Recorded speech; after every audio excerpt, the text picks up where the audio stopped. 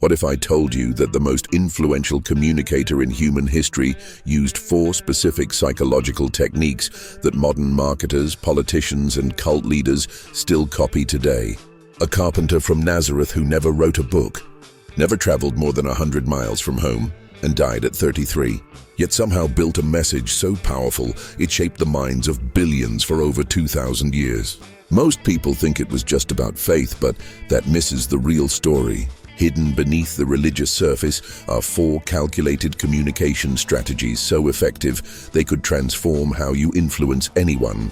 These aren't religious teachings, they're psychological weapons disguised as parables. If you're building influence, the most powerful method in history was hidden 2,000 years ago.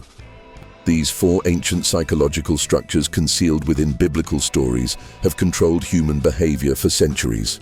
Time to decode them. Here's what most people completely miss about Jesus' communication style.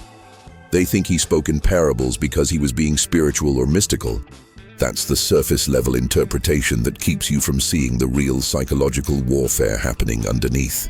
Why would someone who had only 3 years to build a movement choose to speak in riddles and stories instead of giving direct commands? This question has puzzled scholars for centuries, but when you examine it through the lens of psychological influence, a different picture emerges. Every single parable was strategically designed to bypass the logical mind and plant ideas directly into the subconscious. This wasn't accidental, this was calculated. Think about it. If you wanted to spread a revolutionary message in a world controlled by Roman occupation and Jewish religious authority, would you speak directly and get yourself killed immediately? Or would you embed your most dangerous ideas inside innocent-seeming stories that people could interpret multiple ways? The genius lies in what psychologists now call cognitive bypass. When someone tells you a direct statement, your critical mind immediately evaluates it, judges it, and often rejects it. But when that same message comes wrapped in a story, it slips past your mental defenses like a Trojan horse. Every parable did this. The story of the Good Samaritan wasn't just about being nice. It was about completely restructuring social hierarchies by making the hated outsider the hero. The prodigal son wasn't just about forgiveness. It was about challenging the entire merit-based system of worthiness. But here's where it gets really sophisticated. These stories were designed to mean different things to different people, depending on their psychological state and social position. A rich person would hear one message, a poor person would hear another, but both would be influenced. This wasn't preaching. This was precision psychological engineering disguised as storytelling. And it worked so well that 2,000 years later, we're still analyzing the layers of meaning hidden inside these seemingly simple tales. The psychological principle at work here is something modern neuroscientists call narrative processing. When your brain encounters a story, it doesn't just listen passively, it actually experiences the events as if they were happening to you. This triggers what researchers call neural coupling, where the listener's brain activity starts to mirror the storyteller's brain patterns. Jesus understood this intuitively. Every parable was crafted to create what we might call experiential download. The listener doesn't just hear about a concept, they live through it emotionally. When he told the story of the unmerciful servant who was forgiven a massive debt, but then refused to forgive a small one, listeners didn't just understand hypocrisy intellectually, they felt the injustice in their bones. But here's the tactical brilliance that most miss. He always positioned himself as a character within the story, never as the obvious hero. In the parable of the vineyard workers, who all got paid the same regardless of hours worked, he's not the generous landowner. He's the narrator describing how the kingdom operates.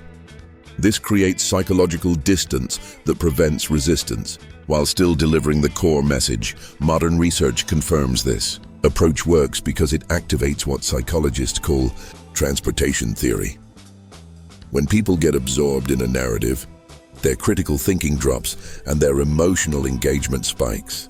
They become psychologically transported into the story world, making them significantly more likely to adopt the worldview embedded in that narrative. The parable technique also exploited something called the sleeper effect.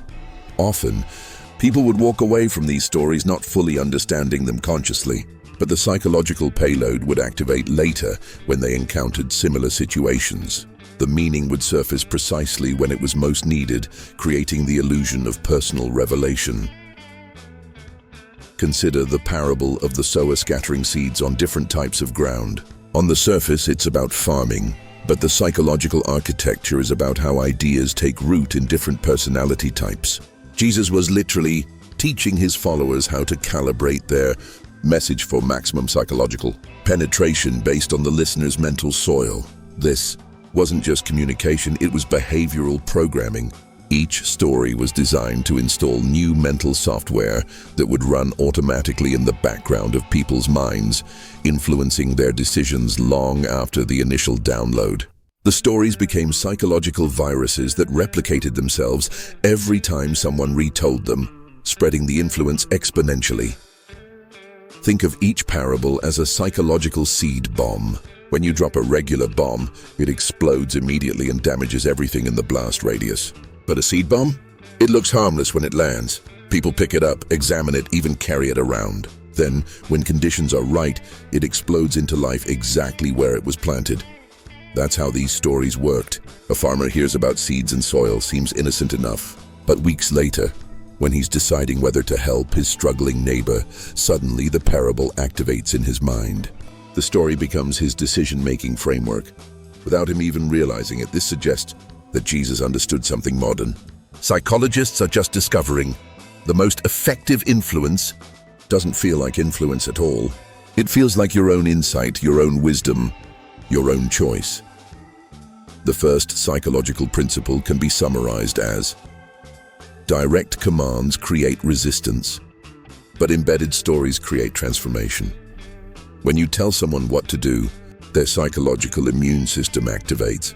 When you show them through story, their guard stays down and the message infiltrates their belief system. This explains why parables have survived 2,000 years, while most direct teachings from that era have been forgotten. The stories weren't just vehicles for the message, they were designed to be psychologically sticky, impossible to remove once installed. Every master of influence since has used variations of this technique. Steve Jobs didn't just sell computers, he told stories about rebels and misfits. Reagan didn't just propose policies, he painted pictures of shining cities on hills. Here's the second pattern that reveals the psychological sophistication behind this communication strategy. Jesus never built his movement by trying to convert the powerful or popular. Instead, he deliberately targeted what modern marketers call early adopters, the social outliers who had nothing to lose and everything to gain from a new system. This wasn't coincidence. This was strategic social engineering at its finest. Look at the recruitment strategy. Fishermen, tax collectors, prostitutes, the sick, the poor, the socially rejected.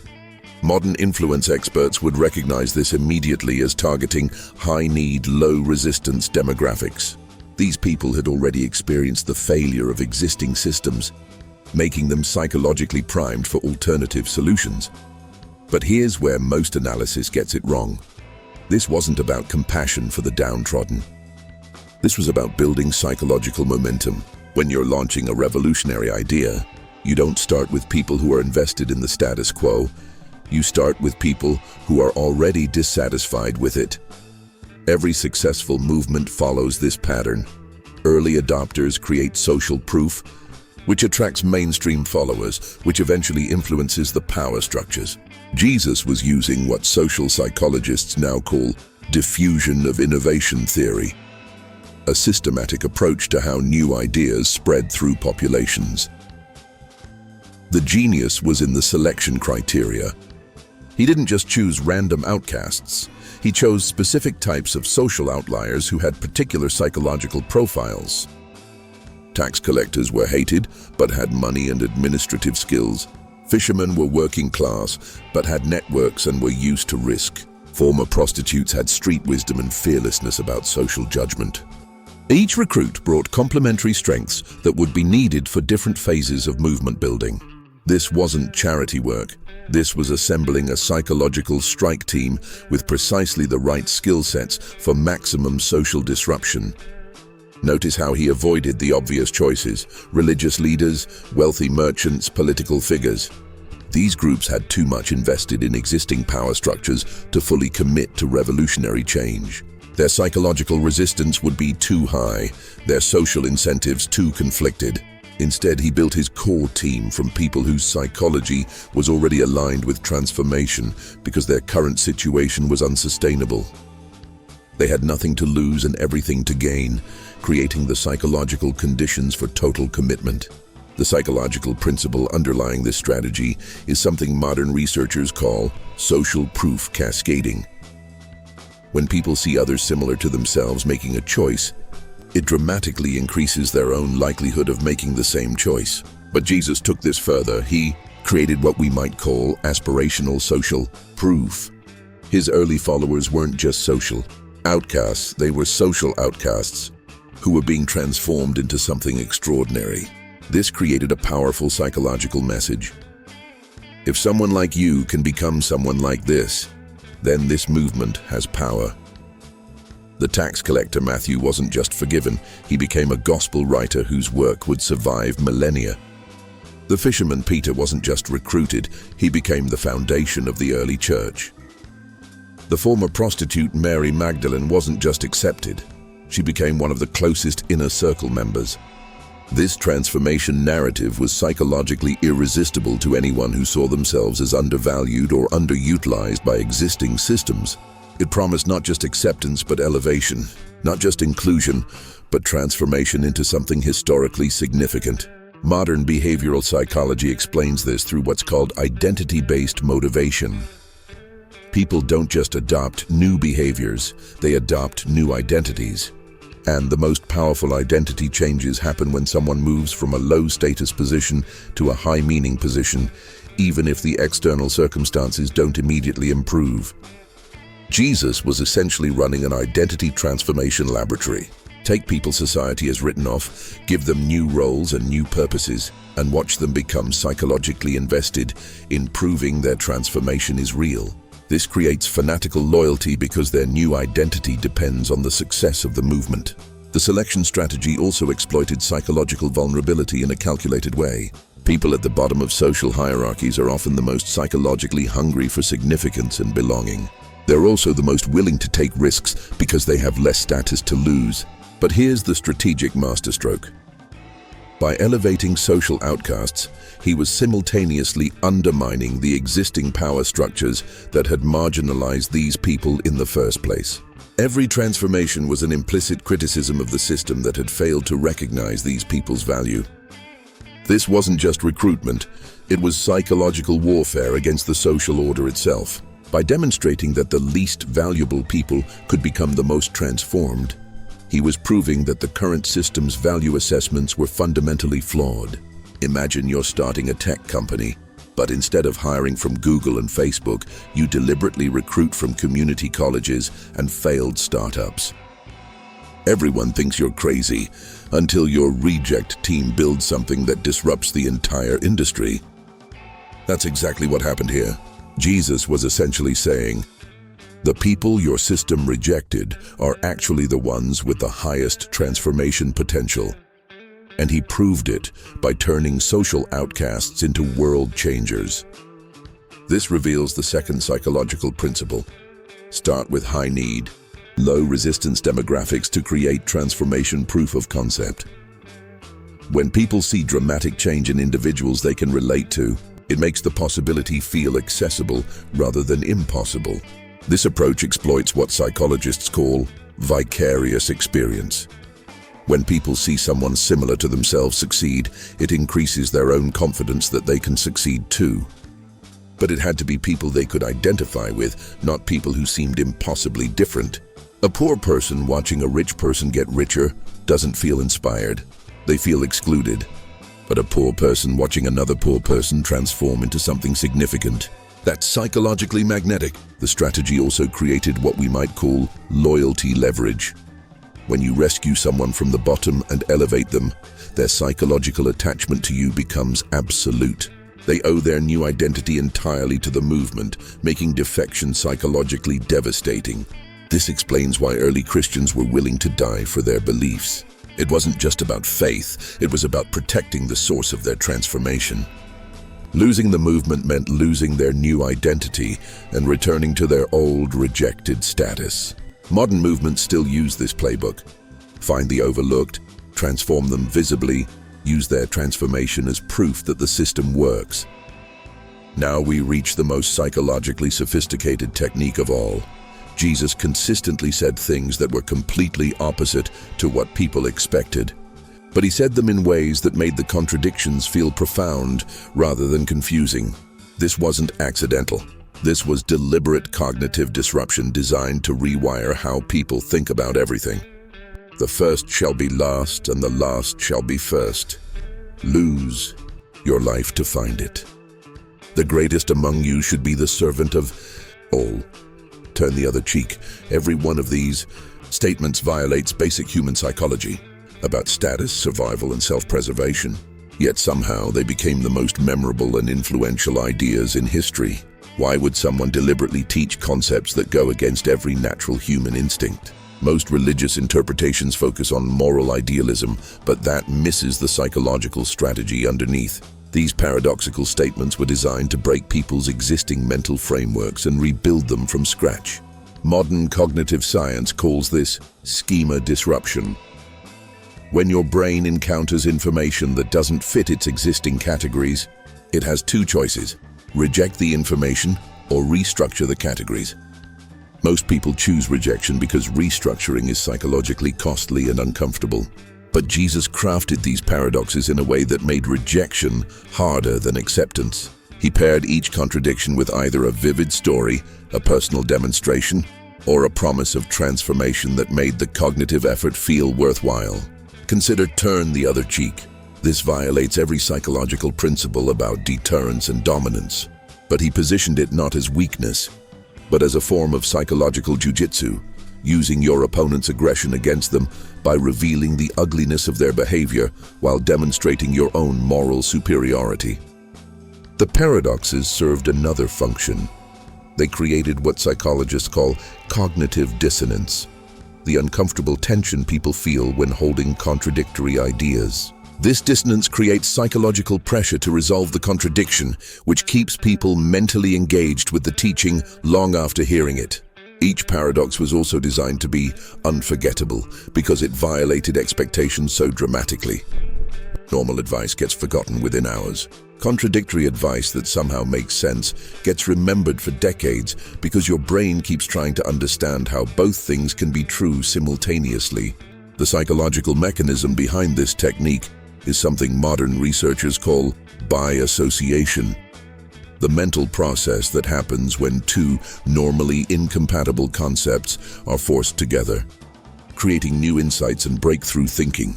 Jesus was essentially running an advanced creativity workshop disguised as religious teaching. When he said, "The meek shall inherit the earth," he was forcing people's brains to reconcile two contradictory concepts: meekness, associated with weakness, and inheritance, associated with power. The cognitive tension created by this paradox forces the mind to find a new framework where both can be true simultaneously. This process is psychologically transformative because it literally rewires neural pathways. When people work through these contradictions, they're not just learning new information, they're developing new capacities for thinking about complex problems. Modern neuroscience shows that paradoxical thinking activates the brain's creative centers while simultaneously engaging logical processing areas. This creates what researchers call cognitive flexibility, the ability to see situations from multiple perspectives simultaneously.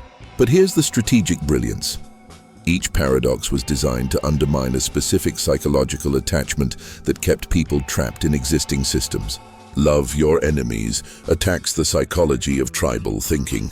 Give to receive disrupts scarcity mindset. Lead by serving dismantles ego-driven status seeking. These weren't random contradictions. They were precision psychological tools designed to identify and dissolve the specific mental barriers that prevent transformation. Each paradox targeted a different psychological constraint.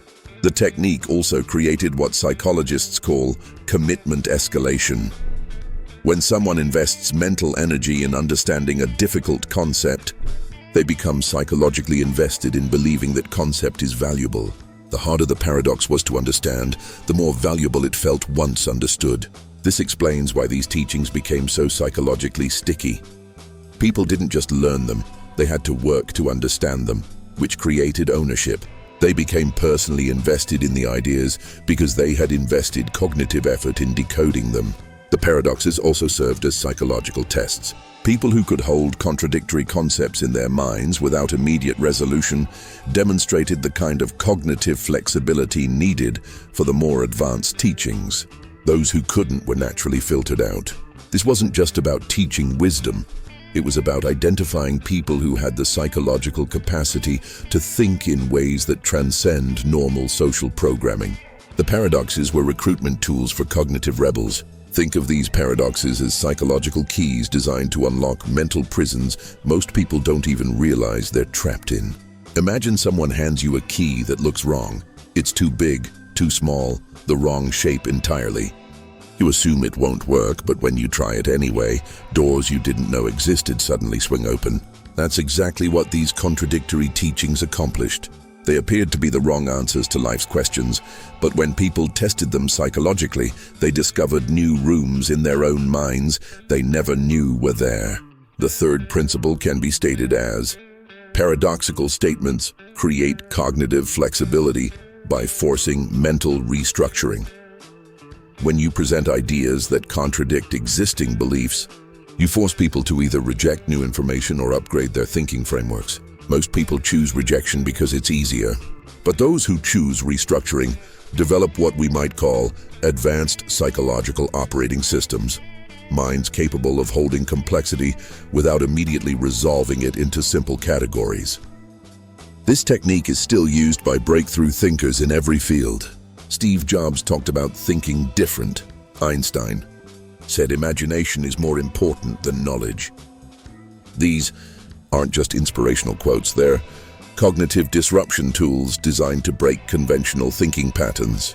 The paradoxes also created psychological bonds between teacher and student. When someone helps you see past a contradiction that once seemed impossible, you develop deep trust in their ability to guide you through other mental challenges. This suggests that Jesus understood something modern educators are just discovering. The most transformative learning happens when students are forced to reconstruct their own understanding rather than simply accepting new information. If this is blowing your mind, stop right now and hit the subscribe button. Why? Because what's coming next will explode your view on influence, and if you don't subscribe, the algorithm will hide my next secrets from you. The fourth and most powerful psychological technique Jesus used was something that modern behavioral scientists call emotional anchoring. The process of connecting abstract concepts to specific, visceral emotional experiences that make those concepts impossible to forget or ignore. But here's what makes this technique supremely sophisticated. He didn't just create emotional connections to positive experiences. He deliberately anchored his most important teachings to the most intense emotional experiences possible: suffering, death, sacrifice, and resurrection. This wasn't about making people feel good. This was about making ideas psychologically permanent. Think about the central narrative. An innocent person willingly accepting torture and death to save others, then returning from death to prove the sacrifice worked. From a pure communication standpoint, this story contains every emotional trigger that psychological research shows creates the deepest memory formation and behavioral change. Fear of death, guilt about causing suffering, relief from rescue, awe at impossible events, love for someone who sacrificed for you. This narrative activates every major emotional system in the human brain simultaneously. Modern neuroscience shows that memories formed during intense emotional states become what researchers call flashbulb memories: vivid, detailed, and resistant to modification. But the psychological architecture goes deeper. The crucifixion story wasn't just emotionally intense, it was personally implicating. Every person hearing this story had to psychologically process their own role in the suffering. Were they the one being saved? Were they complicit in the injustice? Were they grateful or guilty? This forced personal engagement with the narrative created what psychologists call self-referential processing. When people relate information to themselves, it becomes exponentially more memorable and influential than information processed as external facts. The resurrection component served a specific psychological function. It transformed the emotional impact from tragedy to triumph while preserving all the intensity. People weren't left devastated by the story. They were left in awe, with all that emotional energy redirected toward the source of the miracle. This wasn't just storytelling, it was emotional software installation using the most powerful psychological triggers available to human consciousness. Now we can see how all four psychological techniques work together to create the most psychologically effective communication system in human history. The parables bypassed logical resistance. The social outcasts created transformation proof. The paradoxes restructured thinking frameworks. And the emotional anchoring made everything psychologically permanent. But the true genius was in the integration. Each technique amplified the others in precisely calculated ways. The parables prepared minds to accept contradictions. The paradoxes created cognitive flexibility needed to understand the ultimate sacrifice narrative. The social proof from transformed outcasts made the whole system credible. Modern influence research shows that combining multiple psychological techniques creates what scientists call compound persuasion effects. The total impact becomes exponentially greater than the sum of individual parts. Jesus was essentially running the world's first compound persuasion experiment, and the results are still measurable 2,000 years later. Consider how the emotional anchoring technique connected to everything else. The crucifixion story wasn't just emotionally powerful in isolation, it was the ultimate demonstration of the paradoxical teachings. Lose your life to find it wasn't just a concept anymore. It was a visceral reality people had witnessed through the central narrative. The social proof element became supercharged because the transformed outcasts weren't just examples of personal change, they became living symbols of the resurrection principle. Every person who went from social death to meaningful life was unconsciously reinforcing the core emotional anchor. The parables gained new depth because every story could now be interpreted through the lens of sacrifice and transformation. The Good Samaritan wasn't just about helping strangers. It was about someone demonstrating crucifixion-level love for people who couldn't reciprocate. This systematic integration created what psychologists call narrative coherence, when multiple psychological elements align to create a unified worldview that feels both logically consistent and emotionally satisfying. People didn't just believe individual teachings, they inhabited an entirely new psychological reality. The emotional anchoring also solved the scalability problem that destroys most movements.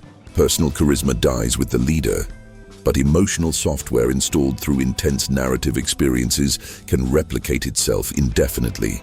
Every retelling of the crucifixion story reinstalls the same psychological programming. This explains Christianity's unprecedented growth rate and global reach. It wasn't just spreading ideas, it was spreading psychological technology that could transform individuals while simultaneously creating group identity and shared meaning systems. Imagine a master hacker who doesn't just break into one computer system. He creates a virus that rewrites the operating system itself, then spreads automatically to every connected device, improving and adapting as it replicates across different platforms for thousands of years. That's what these four psychological techniques accomplished when integrated together. They didn't just change individual minds, they created self-replicating mental software that could adapt to any culture, language, or historical period while maintaining its core programming. The fourth principle synthesizes everything. Emotional anchoring through ultimate sacrifice creates permanent psychological installation. When you connect ideas to the most intense possible emotional experiences, those ideas become psychologically immune to deletion or modification. But the true masterpiece was the systematic integration. Each technique solved specific psychological challenges: resistance, credibility, cognitive flexibility, and permanence. Together, they created a communication system that could overcome every major barrier to large-scale influence. Modern behavioral scientists are still trying to understand how this level of psychological sophistication was achieved without access to contemporary research about neuroscience, cognitive psychology, or social influence theory. The techniques demonstrate intuitive understanding of human psychology that wouldn't be formally documented for another 2,000 years. This suggests that the most effective influence comes not from manipulating people, but from understanding the deepest patterns of how human consciousness actually works, then aligning your message with those patterns rather than fighting against them.